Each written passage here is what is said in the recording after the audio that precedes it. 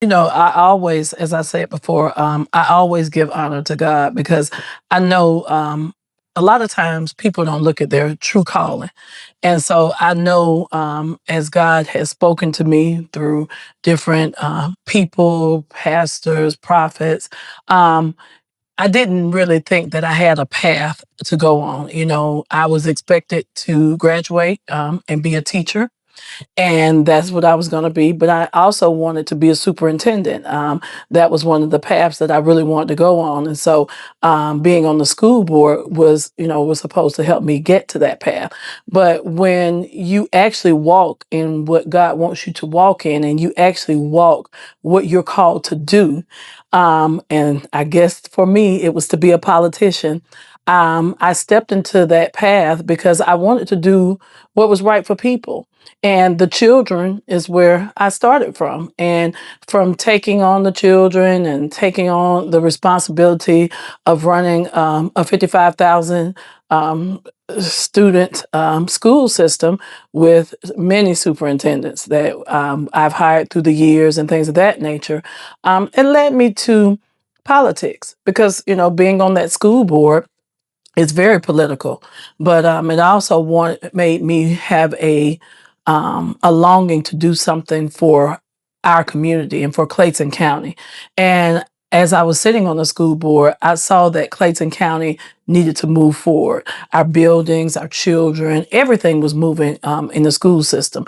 We were still working on our test scores, rebuilding from when we lost accreditation.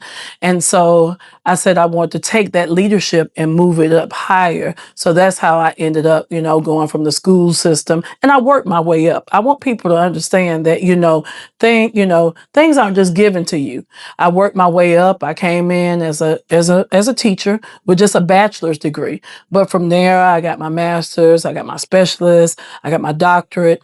And I knew that I had to get that doctorate because one thing, I had a dream one day, and God said to me, He said, you're a woman. And I said, okay, God, I know that. And I'm gonna send you in some high places, and not just through that dream. He had talked to me through, some a prophet, Pastor Betty Cooper. I can't ever forget what she said to me that day. And she said, you got to be better than everybody else. And I said, why, God? He said, because I just want you to be. I want you to have your doctorate. I want you to go, when you go into these high places, I want them to call you Dr. Alieka Anderson, at that time. But now I'm Dr. Alieka Anderson Henry. And so I want you to be the best at what you do. And so I want you to be educated. I'm going to put you in some circles where you can talk to other people. You can learn people. And I'm going to take you through every experience.